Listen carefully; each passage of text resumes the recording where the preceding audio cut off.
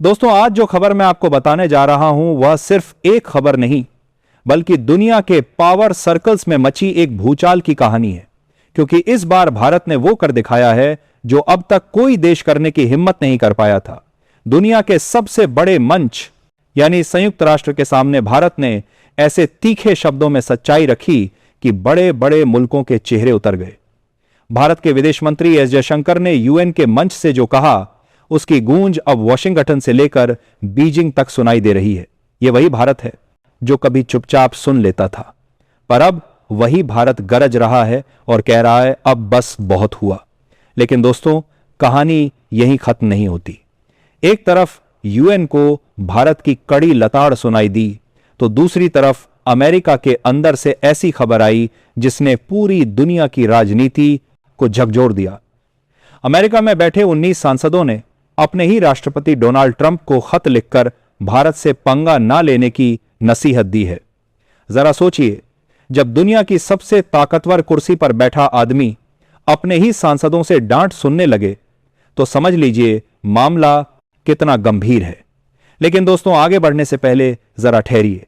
अगर आप भी भारत की इस नई आवाज पर गर्व महसूस करते हैं तो इस वीडियो को अभी लाइक कर दीजिए, चैनल को सब्सक्राइब कीजिए और बेल आइकॉन जरूर दबाइए ताकि आने वाले हर धमाकेदार अपडेट आप सबसे पहले देख सकें।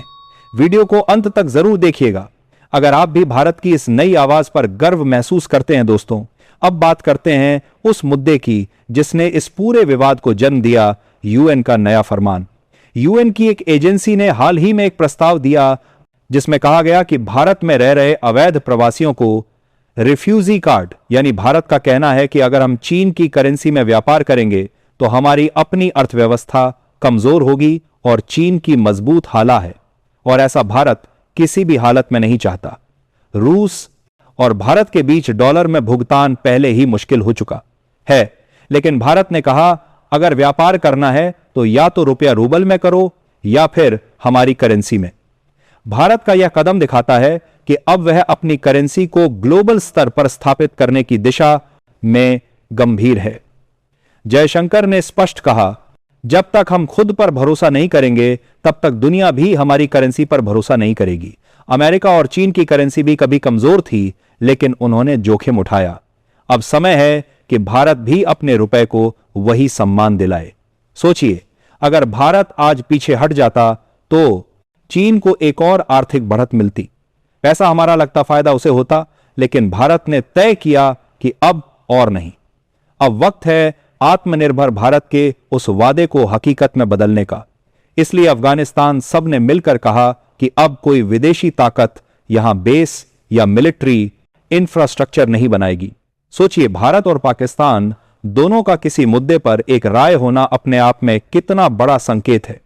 यह दिखाता है कि दक्षिण एशिया अब अपनी शर्तों पर फैसले लेना चाहता है, ना कि वॉशिंगटन या बीजिंग की इजाजत से।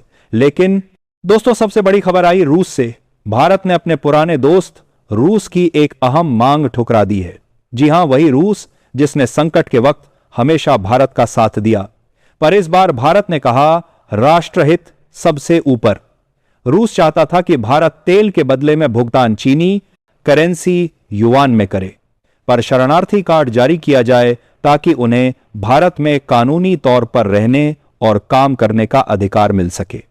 अब सोचिए, कोई बाहर की संस्था आकर हमें सिखाए कि हमारे देश में कौन रहेगा और कौन नहीं। यह तो भारत की संप्रभुता के साथ खिलवाड़ नहीं तो और क्या है। रिफ्यूजी कार्ड क्या है? यह एक तरह का पहचान पत्र होता है जिसे यूएन उन लोगों को देता है जो भारत ने साफ इनकार कर दिया। भारत ने रूस को साफ संदेश दे दिया, अब हमारा व्यापार हमारी शर्तों पर होगा और भुगतान हमारी करेंसी में। दोस्तों, आज का भारत अब पहले वाला भारत नहीं रहा। अब हम किसी के इशारों पर नहीं चलते, किसी के डर से नहीं झुकते और किसी की मर्जी से अपने फैसले नहीं लेते। आज का भारत वो भारत है जो अपने हक की बात पूरी मजबूती से करता है। चाहे मामला यूएन का हो, अमेरिका का हो, रूस का या फिर किसी भी ताकतवर देश का, भारत अब वही करता है जो उसके हित में सही है। एस जयशंकर ने यूएन के मंच पर जो शब्द कहे वो सिर्फ एक बयान नहीं थे, वो दुनिया को दिया गया एक संदेश था। भारत अब किसी का मोहरा नहीं बल्कि खुद एक ताकत है।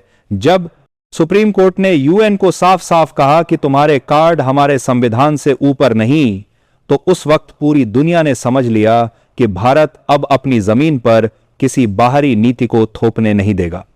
और जब अमेरिका के अपने ही सांसदों ने डोनाल्ड ट्रंप को खतरे नेरा अपने दूसरा कोरी होने के लिए लिखकर कहा कि भारत से पंगा मत लेना, तो दुनिया को यह एहसास हुआ कि भारत अब सिर्फ एशिया की नहीं बल्कि ग्लोबल राजनीति की धुरी बन चुका है।